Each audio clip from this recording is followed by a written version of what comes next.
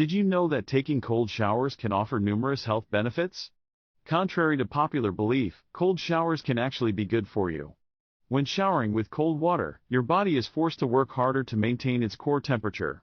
This increases your overall metabolism, helping you burn more calories throughout the day. Cold showers can also help improve your circulation.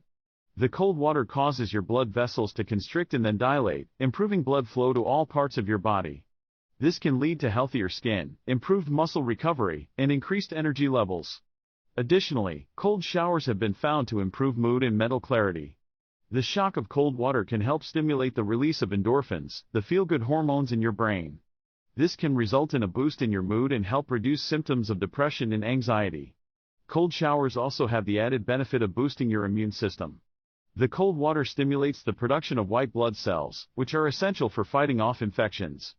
Finally, cold showers can even help with hair and scalp health. The cold water closes the cuticles of your hair, making it appear shinier and healthier. It can also help reduce dandruff and improve scalp circulation, promoting hair growth. So, the next time you step into the shower, consider turning the temperature down for some surprising health benefits. Your body and mind will thank you. Thanks for watching, and don't forget to subscribe to our channel for more health tips and videos like this.